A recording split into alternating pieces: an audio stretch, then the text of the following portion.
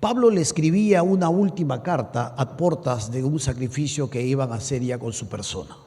Se acercaba a su muerte, estaba encarcelado, y él escribe a Timoteo una de estas grandes verdades. Le dice: también debes saber esto, que en los postreros días vendrán tiempos peligrosos, porque habrá hombres amadores de sí mismos, avaros, vanagloriosos, soberbios, desobedientes a los padres, ingratos, impíos. Esta fue una predicción divinamente revelada que se hizo conforme el Espíritu Santo reveló al apóstol.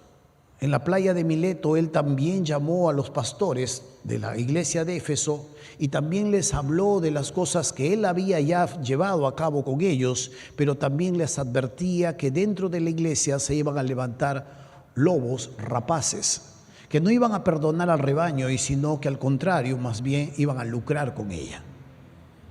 En la primera carta que Pablo le escribe a Timoteo ya le dice acerca de esto, y le dice de esta manera en 1 Timoteo.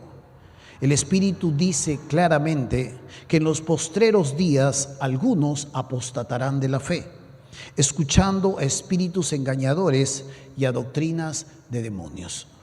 Mucho de lo que puede ser como cristiano y muchas de las cosas que podemos creer y hasta propagar y publicar no necesariamente pueden nacer de las mismas escrituras, sino del mismo corazón del diablo.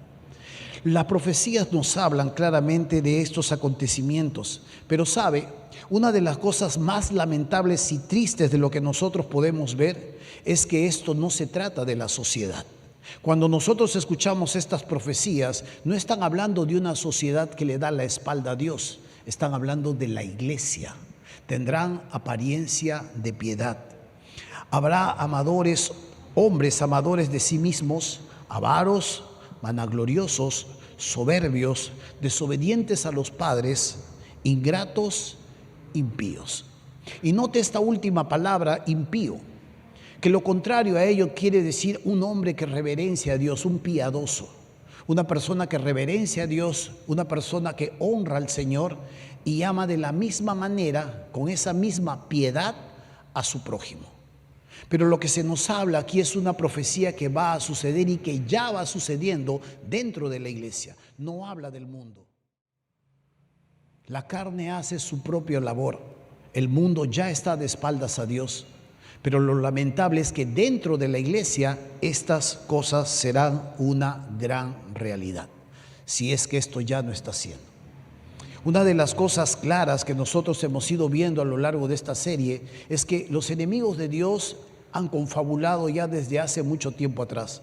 Y lo que estamos viendo a lo largo de estos últimos tiempos es el último ataque al último reducto, a la última trinchera, a donde tú corres cuando necesitas una ayuda, en donde tú puedes encontrar desarrollo, en donde tú puedes encontrar seguridad, en donde te pueden instalar criterios adecuados para la vida, en donde te pueden aceptar a pesar de que tú les hayas defraudado, en donde tú puedes encontrar un refugio seguro. A ese último reducto, sea cristiano o no, los enemigos de Dios le han tirado la puntería y están haciendo las cosas necesarias para poder destruirla. Vivimos en un mundo que definitivamente está tratando de destruir el hogar, la familia. Hay diferentes focos, hay diferentes fuentes que están tratando de deformarla, desconfigurarle, quitarle la esencia y finalmente destruirla. Esto es el hogar. El hogar es donde nuestros hijos pueden crecer. El hogar es donde nuestros hijos pueden encontrar calor. El hogar es el lugar donde nuestros hijos y los padres pueden reconfigurarse y seguir los altos ideales de una sociedad que ha labrado su vida, su camino, su permanencia a lo largo de los siglos basado en lo que Dios ha dicho. A lo largo de los siglos, la sociedad ha ido dejando a un lado los altos valores de Dios, la verdad absoluta de Dios, para pasar a la razón del hombre. Ha ido emergiendo desde hace muchos siglos atrás algo que nosotros conocemos como el humanismo. El hombre entronizado, sacando a Dios de por medio y poniéndose él y la razón en cuanto a su existencia, en cuanto a lo que cree que es verdad, en cuanto a la libertad que ellos propugnan, poniéndose como el último ideal y como el único poseedor de las verdades. Pero ya no estamos viviendo de esa manera. Estamos hablando de un siglo atrás, estamos hablando del siglo XX, pero en el siglo XXI estamos viviendo de otra forma. Este hombre ideal, esta razón se ha perdido. Ahora se vive por lo que siento. ¿Qué sientes? ¿Cómo te sientes? Me siento una oveja. Soy una persona transgénero, transespecie y trans lo que sea. ¿No? Hay personas que definitivamente ahora están labrando su existencia, su vida, en base a sus sentimientos. Los sentimientos son efímeros, son cambiantes. Los sentimientos pueden engañarnos. Hoy puedo estar contento, queriendo conquistar el mundo. Mañana quiero desaparecer como si fuese cualquier cosa. Los sentimientos cambian y este mundo de la posmodernidad ha ido dejando no solo a Dios, ha ido dejando la razón para abocarse netamente a lo que siente. ¿Cuál es tu verdad? Es lo que tú sientes. Bueno, yo siento otra cosa y mi verdad es otra. Respeta la mía, yo respeto la tuya y asunto arreglado. La cuestión es que todo se diluye y no hay un norte seguro hacia lo que queremos lograr. La sociedad nos ha ido vendiendo algunas verdades, entre comillas, que tratan de alguna forma desvirtuar la humanidad, desvirtuar la familia y aún sacarle la misma esencia que Dios le ha dado. ¿Sí? Algunas veces usted va a ver que se les llama a estos niños y se les señala a personas que quieren tener hijos como personas que están matando el ecosistema. Por tu culpa el planeta se va a destruir. Ellos son la última plaga humana, las criaturas, y se les llama a ellos ahora los grandes destructores del planeta. ¿Qué tal tontería? Por eso es que cuando uno mira la realidad de este tiempo, vivimos en una sociedad donde los homosexuales hablan de moral, los transgéneros sobre biología, los que matan bebés sobre derechos humanos y los socialistas hablan de economía cuando están destruyendo completamente a lo largo, aún de toda Latinoamérica, las economías que están emergiendo. Esta es la realidad. La vida está de cabeza, la sociedad está en crisis. La idea es cómo está la familia cristiana. Cómo se maneja el último reducto donde tú encuentras seguridad. ¿Cómo se maneja? ¿De qué manera enfrenta el último reducto donde tú encuentras criterios? ¿Cómo se maneja este lugar donde Dios ha designado el núcleo fundamental de la sociedad?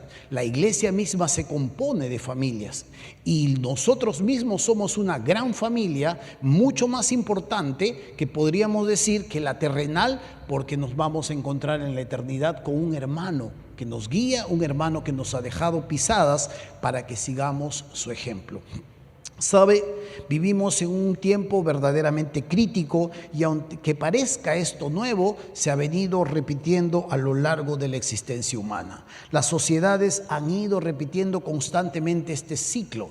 Como hemos visto el primer domingo de esta serie, Dios, antes de llevar a este pueblo de Israel a una región próspera, los advierte, los para antes de que ellos puedan tomar esto y les advierte que se vienen momentos donde ellos van a cosechar cosas, van a tener cosas que no han construido, que no han labrado, que no han sembrado y que se van a beneficiar de todas estas cosas que Dios les va a entregar.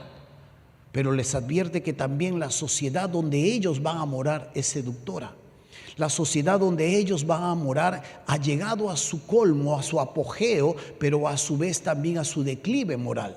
Lo que nosotros escribimos, lo que nosotros hablamos, la región de Canaán, los cananeos fueron los que inventaron lo que nosotros hoy estamos usando como nuestro propio idioma. Llegaron a un apogeo, llegaron a una cultura, llegaron a un avance en la política, en el comercio, en cuanto a la cultura, en cuanto a la invención, a las armas. Llegaron a un apogeo, pero también a su vez tenían una religión decadente, una religión que no amaba la vida, que al contrario de amar la vida, más bien la degradaba y la pervertía. Tanto como ya hemos hablado la semana anterior a todo esto, nosotros hemos visto que esta sociedad, a pesar de todo el alcance y todo el apogeo que llegó a tener, más bien se desvirtuaba poco a poco dentro de la moral, dentro de su ética, dentro de su trato a los seres humanos.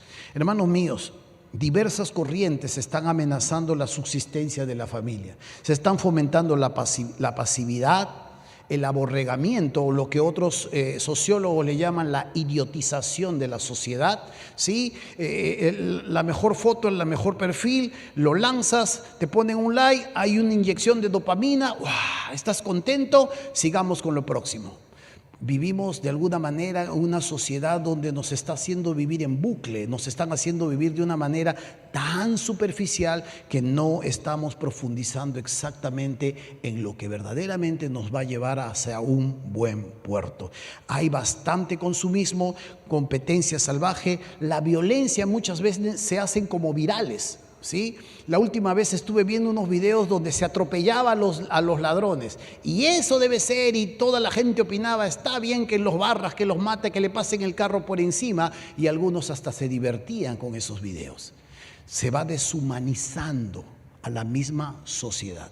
Le van quitando sus sentimientos, lo van haciendo tan normal que el ser humano va perdiendo el sentido de admiración.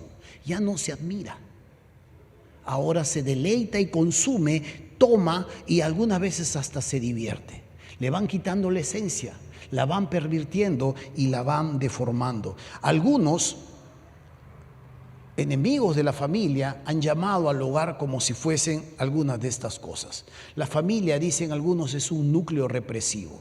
¿Por qué truncas a los chicos? Deja que ellos elijan, deja que ellos escojan. Algunos la han llamado como un instrumento social de control, otros como un ente rebelde frente a la autoridad del Estado. Y algunos también la han llamado como una fuente de desórdenes psicológicos. Y a veces, algunas veces, esto puede terminar siendo algo de verdad cuando nosotros como padres no estamos cumpliendo la labor que se nos ha encargado. Cuando nosotros como padres no estamos tomando con la seriedad necesaria el papel que Dios nos ha delegado. Y esto puede terminar haciendo mella en nuestro hogar. Y en lugar de ser una familia sólida, fuerte, vehemente, frente a una sociedad que ya está en crisis, que se resquebraja, definitivamente esto puede terminar mellando claramente lo que Dios tiene en mente para con nosotros. ¿Sabe? Estos tiempos están amenazando tocar a nuestras familias. Yo diría, es que a veces ya no la están amenazando. Yo no sé si más bien ya está causando estragos en tu casa. Sin darte cuenta, probablemente ya ha penetrado tu hogar y ya está causando los estragos necesarios dentro de casa. Hay un juego que jugábamos allá en la selva con mis amigos cuando era más niño. No sé si usted ha jugado San Miguel. ¿Se acuerda de ese juego San Miguel o soy el único viejo acá?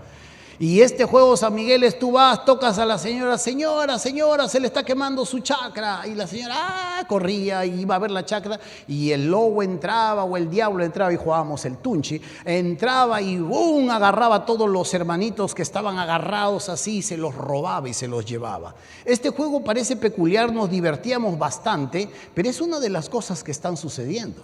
A los padres los tienen distraídos con algunas cosas, con la economía, con las deudas. Con la educación de nuestros hijos, con los anhelos que podemos tener y con los proyectos que queremos hacer.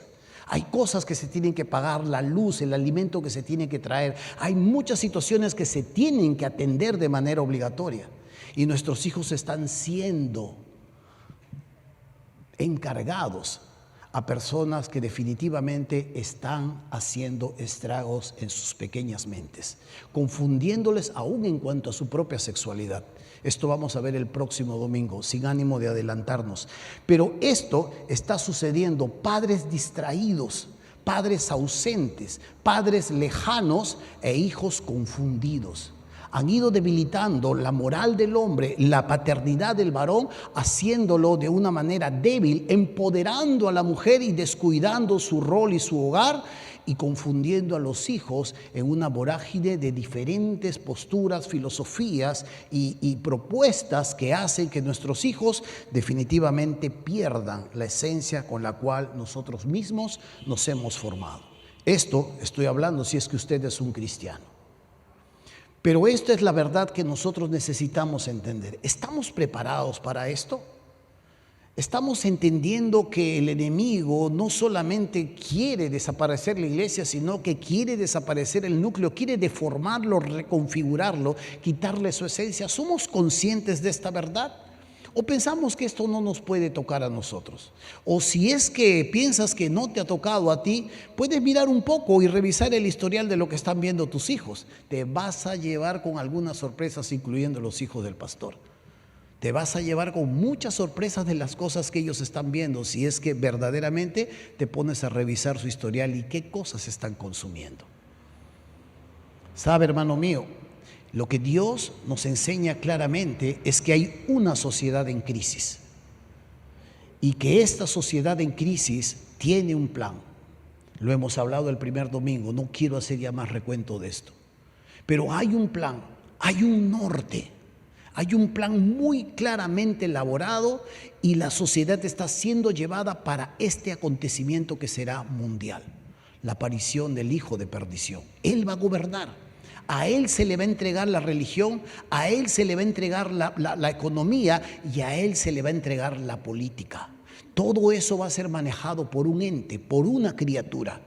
Y sabemos que la sociedad va caminando rumbo a ello. Y aunque le puedan decir por aquí y por allá conspiranoico a este tipo de personas, todo enrumba hacia estos acontecimientos que también nos acercan a un acontecimiento mundial, la llegada de nuestro Señor. Y usted tiene que entender esta verdad. Cuando Dios llevó al pueblo de Israel a tomar esta tierra ya había llegado al colmo. No solamente había llegado a su apogeo, a su ciencia, sino también había llegado al colmo también en cuanto a su moral. Y quiero por eso que revise conmigo en el Deuteronomio. Este es el ancla, el texto ancla que nosotros hemos usado, Deuteronomio capítulo 6. Deuteronomio capítulo 6, versículo del 1 en adelante. Dice así: estos pues son los mandamientos, estatutos y decretos que Jehová vuestro Dios mandó que os enseñase, para que los pongáis por obra en la tierra a la cual pasáis vosotros para tomarla, para que temas a Jehová tu Dios, guardando todos sus estatutos y sus mandamientos que yo te mando hoy, tú, tu hijo y el hijo de tu hijo. Note el plan del Señor para la propagación de las próximas generaciones. No solamente en la repercusión, en la fecundidad de la matriz, en el nacimiento de nuevos hijos, sino en la misma y sólida fe a lo largo de la historia cuando ya esos padres no estén. Le dice tú, tu hijo y el hijo de tu hijo, todos los días de tu vida. ¿Para qué? Para que tus días sean prolongados. Oye pues, oh Israel, y cuida de ponerlos por obra. ¿Para qué? Para que te vaya bien en la tierra que fluye leche y miel, y os multipliquéis como te ha dicho Jehová, el Dios de tus padres. Oye Israel, Jehová nuestro Dios, Jehová uno es. Y amarás a Jehová tu Dios de todo tu corazón y de toda tu alma y con todas tus fuerzas. Y estas palabras que yo te mando hoy estarán sobre tu corazón, y las repetirás a tus hijos, y hablarás de ellas estando en tu casa, y andando por el camino, y al acostarte, y cuando te levantes, y las atarás como una señal en tu mano, y estarán como frontales entre tus ojos, y las escribirás en los postes de tu casa y en tus puertas. Esta es una advertencia, este es un alto al camino cuando Dios está por introducirlos a la tierra prometida. Hay un río que los separa, el río Jordán. Ellos llegan de Egipto habiendo abandonado ya la esclavitud, siendo rescatados por Dios, Dios destruyendo en el camino a una nación que en ese momento era una potencia mundial y que protegía a estas otras naciones, estaban bajo su protectorado. Ahora el ejército había sido aplastado por las aguas del mar. Y ahora ellos están a puertas de tomar esta tierra muy próspera. Recuerde que cuando mandaron espías a mirar esta tierra, los espías llegaron con un racimo de uva que parecía un racimo de plátanos. Y ellos veían y se admiraban de lo grande y lo fructífero y lo próspero que era esta tierra. Y Dios está por echar a esta tierra que le ha dado 400 años para que se arrepientan, y no ha pasado así. Ya están llegando a su colmo de tal forma que no solamente hay una prostitución idolátrica, tienen 3 diosas, Acera, Astarte, y estas diosas definitivamente no solamente son símbolo de la fecundidad, sino que a su vez también son sanguinarias en la guerra. Hay una dualidad de carácter, hay un doble mensaje en sus vidas. Y una de las cosas que podemos rescatar de este tiempo es que Dios está advirtiendo claramente que esto puede seducir a este nuevo pueblo que está entrando, y esta sociedad puede terminar seduciéndoles con sus dioses y con sus prácticas. Esta sociedad había llegado a un apogeo, claro, en todo su avance, pero a su vez también había una decadencia moral. Se practicaba la homosexualidad como cualquier cosa, porque no solamente habían llegado hasta la homosexualidad, sino habían llegado hasta la zoofilia. Habían las relaciones con los asnos y con los perros. Y las mujeres se prostituían como un acto de adoración a Dios, entre ellas para que haya fecundidad en la tierra. Esto había llegado completamente ya a su clímax, y Dios los estaba echando. Dios los estaba sacando. Pero Dios les dice: antes de que ustedes lo tomen, tienen que tener cuenta de algunas cosas, porque esto los puede seducir y esto finalmente los puede alejar de mí. Las cosas no han cambiado. Cuando tú miras la sociedad, cuando tú te informas, te vas a dar cuenta que mucho de esto, si no todo, es lo mismo. Que tal vez los nombres de los dioses han cambiado, que tal vez se presente de una manera diferente, bajo otro tipo de presentación, pero la esencia sigue siendo la misma. Y cuando este pueblo tiene que entender esta verdad, Dios le saca algunos principios y le deja ver algunos principios que tienen que regir en su familia para que puedan ser sólidos frente a la seducción que se avecina. Porque seducción sí era. Y es aquí donde les muestra algunas de estas verdades y les dice claramente las cosas que han de suceder. Amarás a Jehová tu Dios de todo tu corazón y de toda tu alma y con todas tus fuerzas. Y estas palabras que yo te mando hoy estarán sobre tu corazón, y las repetirás a tus hijos y hablarás de ellas estando en tu casa y estando por el camino y al acostarte y cuando te levantes. Y las atarás como una señal en tu mano y estarán como frontales en tus ojos, y las escribirás en los postes de tu casa y en tus puertas. Esta es una realidad. De de esta porción que Dios les advierte, hay algunos principios que Dios exige que deben ser dados a esta familia. Uno de ellos es la exclusividad. Frente a los dioses, frente a una cultura politeísta, de diferentes dioses que tenían esta región, Dios exige exclusividad de su persona. Jehová uno es. Lo segundo que Él exige es la prioridad de nuestro amor. Amarás al Señor tu Dios de todo tu corazón, de toda tu alma y con todas tus fuerzas. Lo segundo o lo tercero que Dios le pide a este pueblo es la unidad en el núcleo familiar. Una sola política, un solo lenguaje, un solo norte. Y lo último es un entrenamiento constante de nuestros hijos. Y las repetirás a tus hijos y hablarás de ellos en tu casa y andando por el camino y al acostarte y cuando te levantes. Esto podía hacer sólida a esta nueva cultura que entraba a un lugar que ellos ni siquiera estaban acostumbrados. ¿Por qué? Porque por 430 años lo único que habían hecho era construir ladrillos, recibir en sus espaldas los azotes de los capataces. Por 430 años habían vivido como esclavos y ellos no conocían más allá de todo esto, y Dios sabía claramente las cosas que se avecinaban y que ellos recibirían en algún momento. Hermanos míos, estas son verdades que la Biblia nos enseña y que definitivamente necesitamos entender esta verdad. El día de hoy vamos a tocar esta prioridad de nuestro amor. El primer domingo ya vimos la exclusividad que Dios exige, el autoexistente, el único, frente a los dioses que ellos han conocido ahí en Egipto, frente a los dioses que ahora se avecinan en Canaán, Él dice: yo soy el que soy, el autoexistente. Yo soy Jehová y no tendrás dioses ajenos delante de mí. Exige la exclusividad, pero a su vez también exige una prioridad en nuestro amor. ¿Sabe?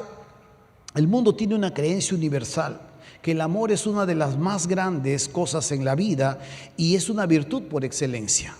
En consecuencia, se han producido enormes cantidades de poemas, de canciones, obras de teatro, novelas, películas acerca del amor. Usted tal vez hasta llorado, o tal vez en algún momento habrá visto esas novelas donde ella finalmente termina siendo millonaria y él finalmente se vuelve a reconciliar con ella, son felices, se casan, tienen plata y nunca pelean, ¿no? Y qué hermoso que es ese hogar, ¿no?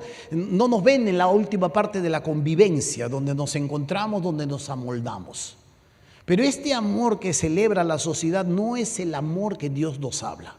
Este amor que está basado en sentimientos, este amor que está basado en formas, este amor que está basado de alguna manera en la atracción, no es el amor que Dios pide de su pueblo, sino es un amor mucho más elevado.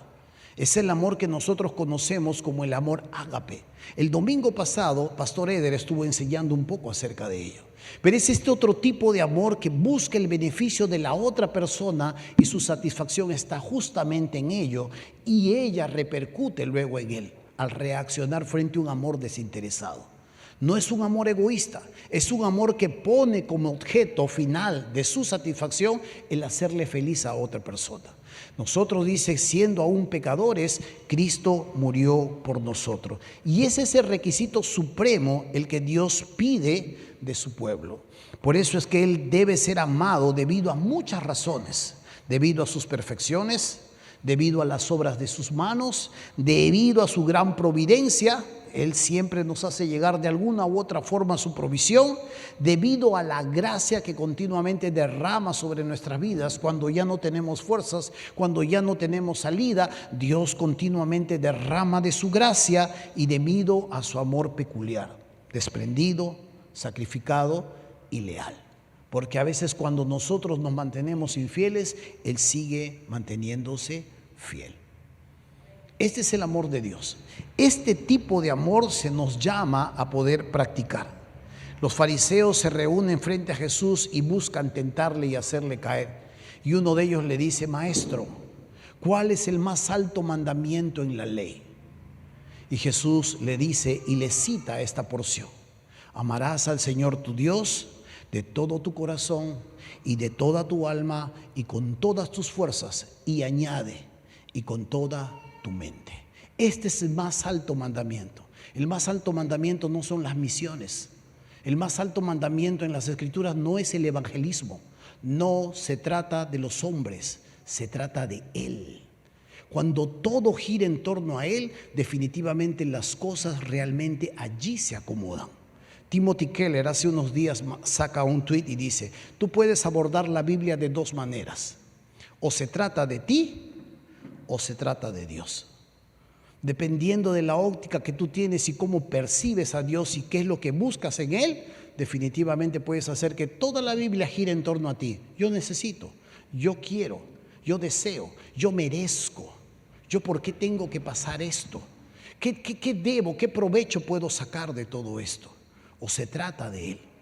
De la historia clara del anuncio de la llegada del Mesías sobre la tierra, el cumplimiento de ese último Adán. El primer Adán llevó al fracaso a la humanidad y la llegada de este último Adán nos llevó rumbo una vez más hacia la patria celestial. Restauró todas las cosas. Cuando la Biblia se trata de Él, nosotros nos acomodamos a Él y hace que las cosas realmente puedan ser tal como nosotros estamos anhelando.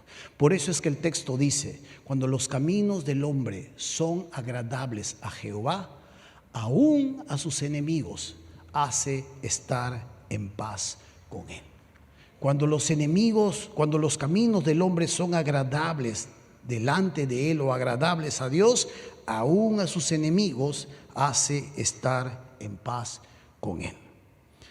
Cuando nuestra prioridad como familia es Él y no nuestros hijos, no sus necesidades, no su comportamiento, cuando nuestra prioridad es Él, las cosas empiezan a fluir, no de manera mágica, porque cuando es su prioridad, como vamos a ir viendo, iremos ajustando algunas cosas. Iremos despreciando algunas cosas, iremos abandonando algunas cosas porque buscamos agradarle a Él. Cuando nuestros caminos o cuando nuestra óptica o cuando nuestra meta, nuestro norte son ellos, o es mi esposa o es mi economía, vamos a vivir una vida de frustraciones porque no está enfocado en lo que Él nos puede acompañar y hacia dónde Él nos puede guiar, sino está enfocado en resultados. Y los resultados no siempre son buenos, según la óptica que usted tenga. Los resultados a veces no nos satisfacen. El proceso por donde tenemos que pasar en algún momento a veces no son de nuestro agrado. Pero cuando miramos a Él y entendemos a Él y nuestra óptica está enfocada en Él, entendemos a veces que la escasez es buena. Entendemos a veces que la abundancia es buena. En todo y por todo estoy enseñado, dice Pablo, tanto para tener abundancia como para padecer escasez.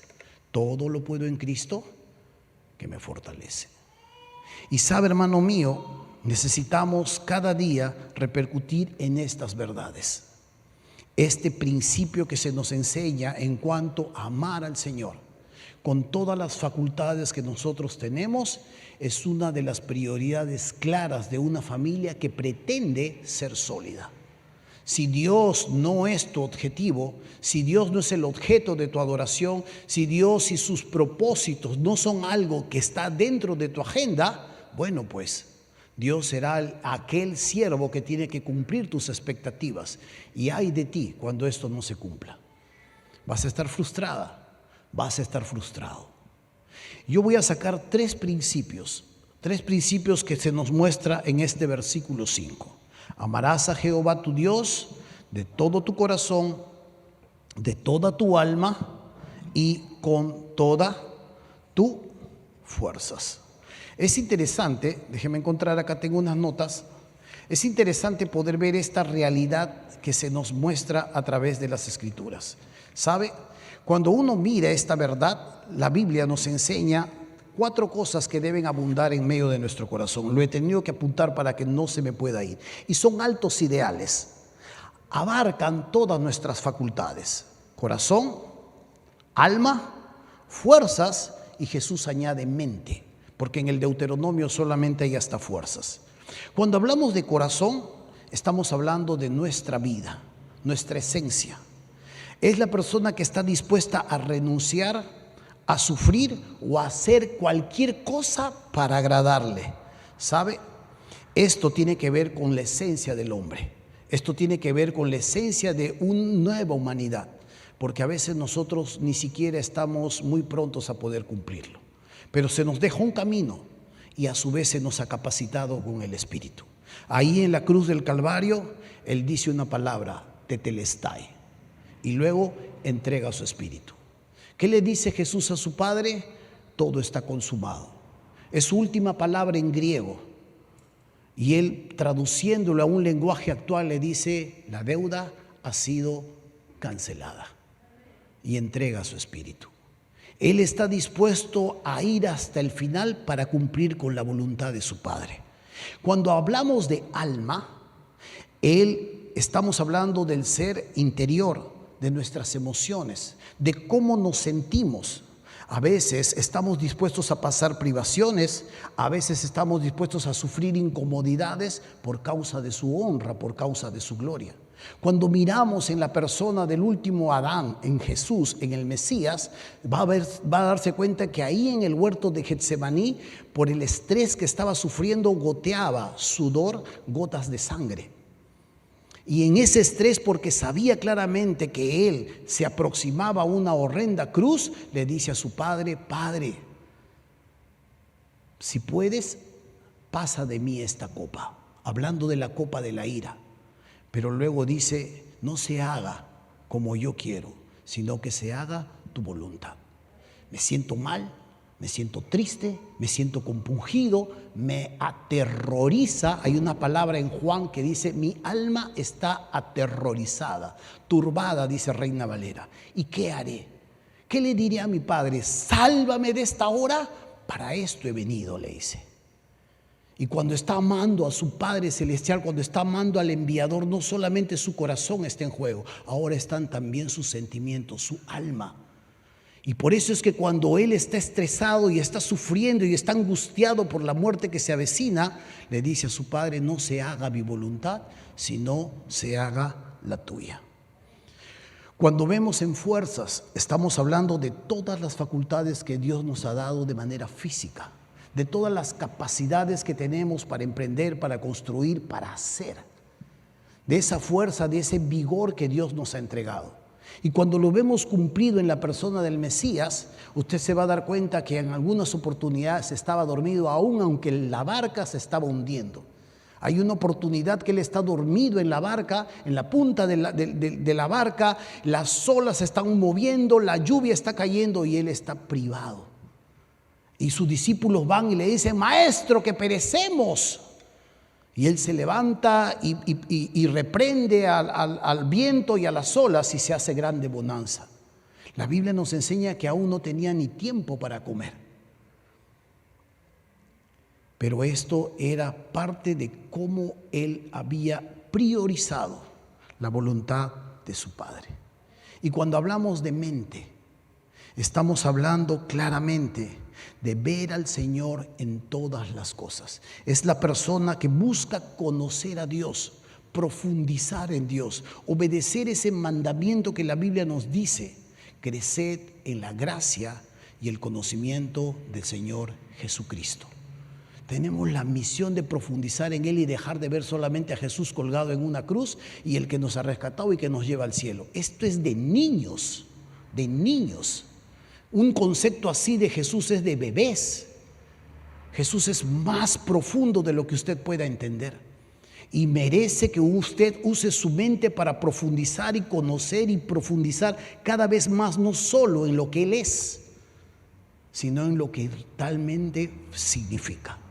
Hermanos míos, es por eso que cuando Jesús agrega la mente es que ahora nosotros sí tenemos esta capacidad. Hemos heredado la mente de Cristo.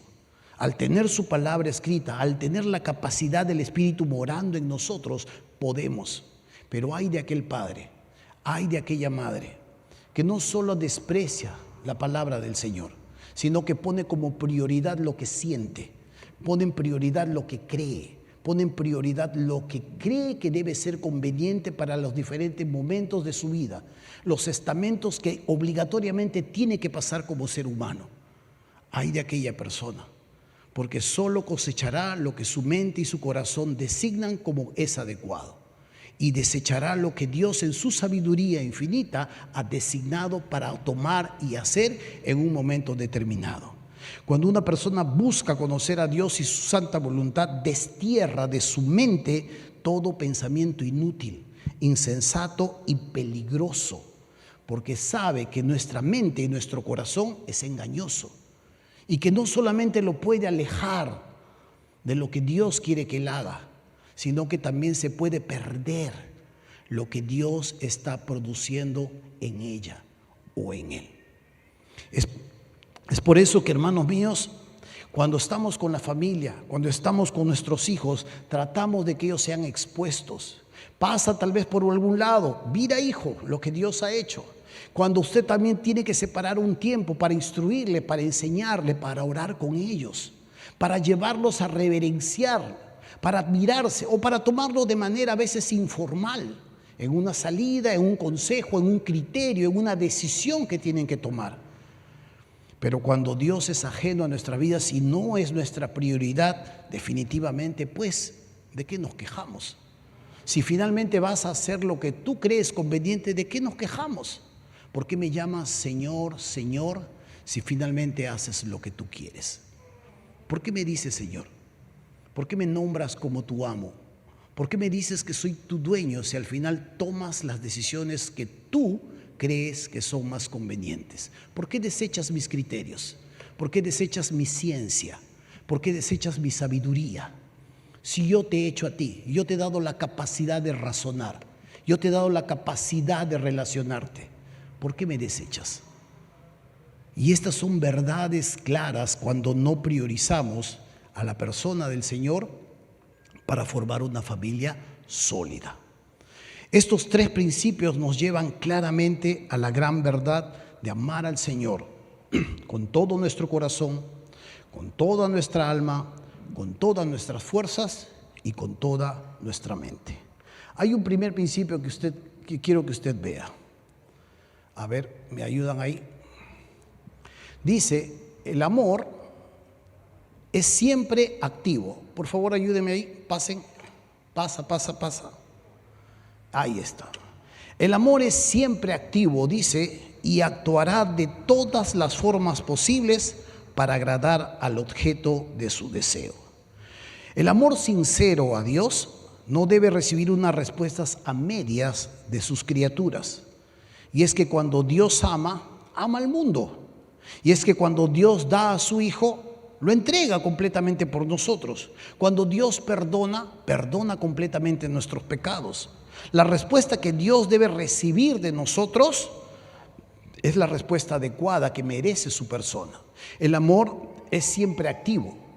Normalmente se nos vende un amor romántico, un amor ideal, un amor de las formas, un amor de velas, un amor de atmósfera.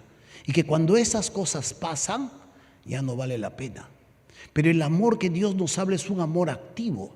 Es un amor que busca el beneficio de la otra persona, el objeto de su adoración, el objeto de su amor. En nuestro caso es buscar agradarle al que nos ha rescatado. Y es por eso que, ¿sabe?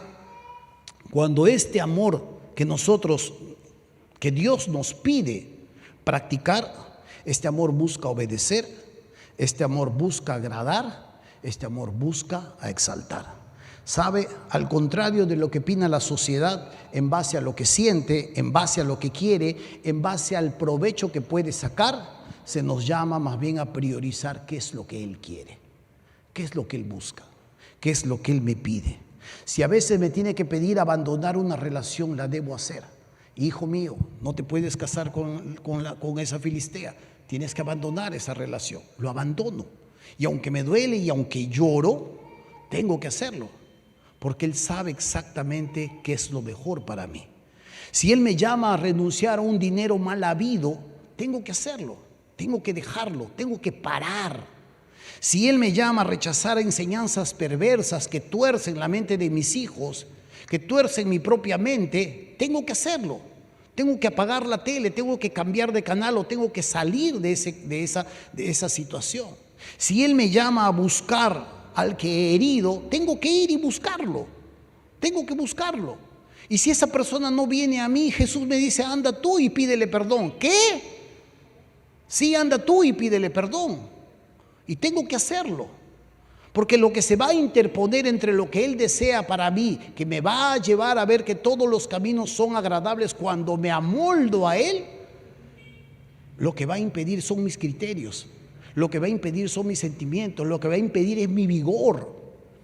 Y esto va a entorpecer lo que Dios quiere para mi familia, porque en mi raciocinio, la capacidad que Dios me ha dado para calcular, la capacidad que Dios me ha dado para pensar, la capacidad que Dios me ha dado para de alguna manera experimentar y saber claramente lo que es bueno y lo que es malo, no funciona.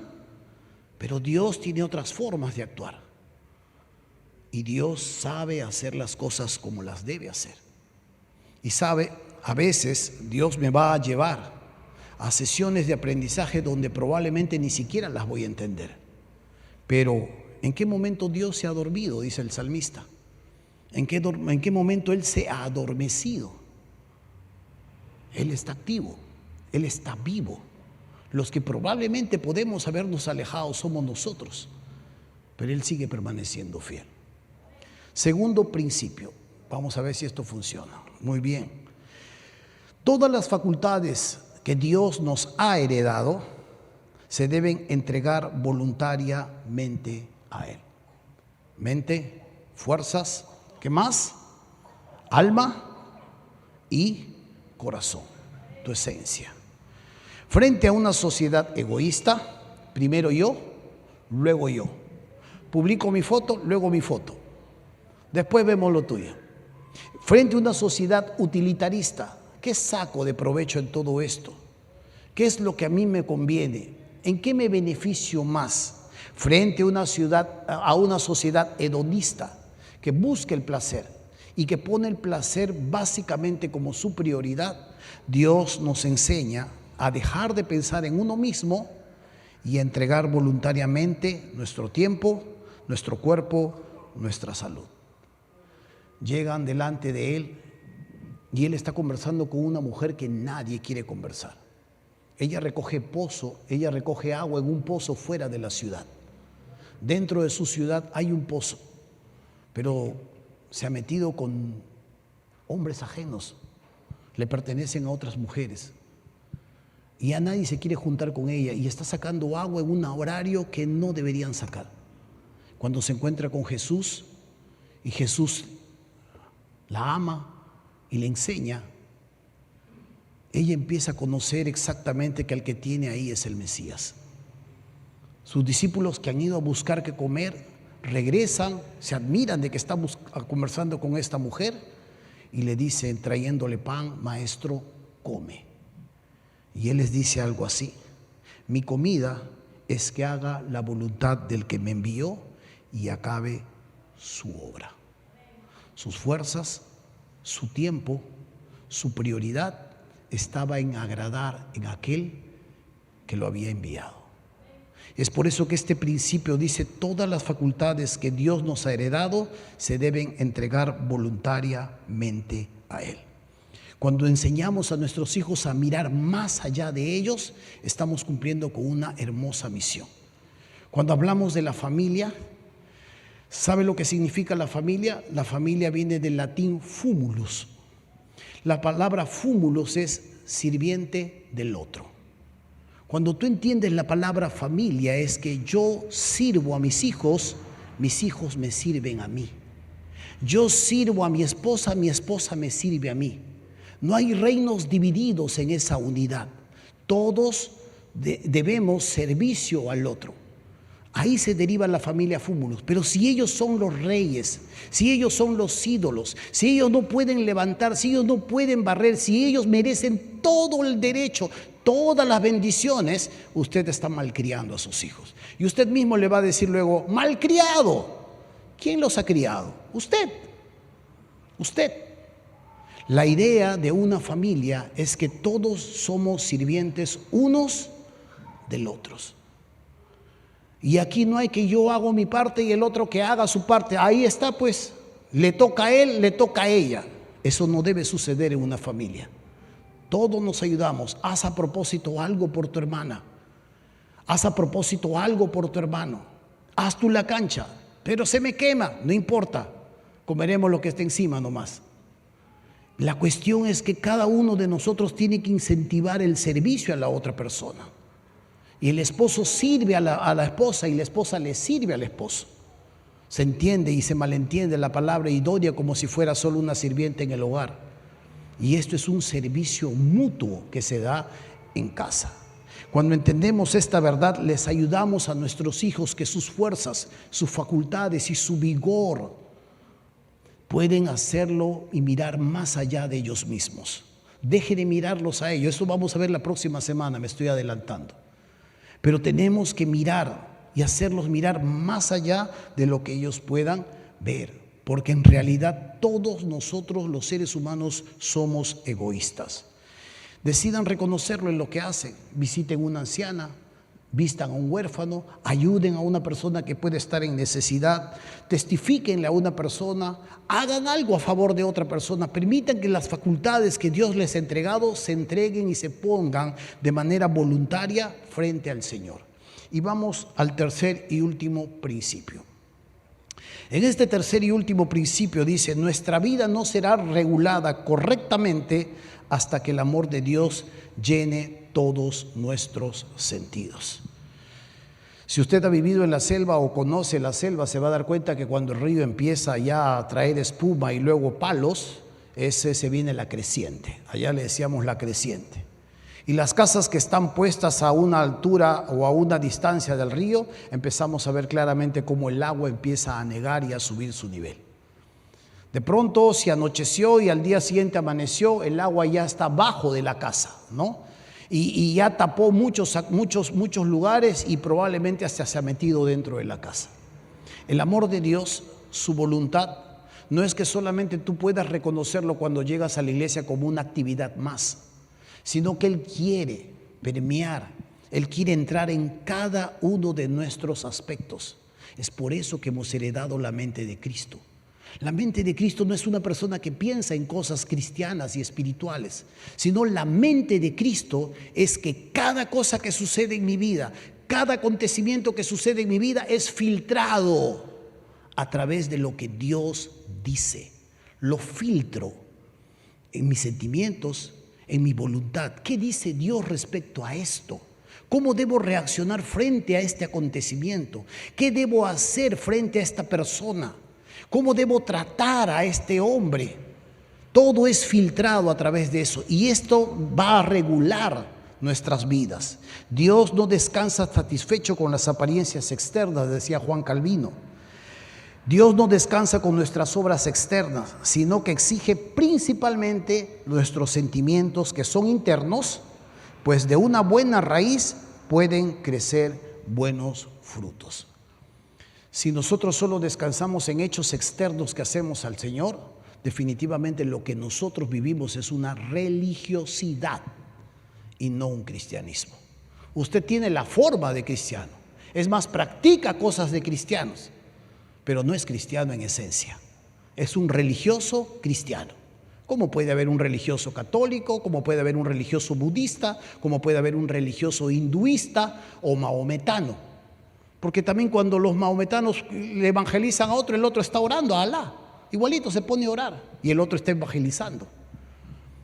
Dios no está satisfecho con nuestras formas. Dios exige nuestro fondo, lo que somos, lo que sentimos, quiénes somos. Y es por eso que cuando una familia va a dar un paso sólido, la prioridad de todo esto es su persona. Amarás al Señor tu Dios de todo tu corazón y de toda tu alma y con todas tus fuerzas y con toda tu mente. Esto es lo que Dios nos pide, esto es lo que Dios nos enseña, esto es lo que Dios finalmente exige de aquellos que le invocan como su Señor. Vivimos en tiempos muy críticos, nuestras familias están siendo amenazadas y los enemigos de Dios no escatiman fuerzas en quitarle la esencia, debilitarla, reconfigurarla y finalmente destruirla.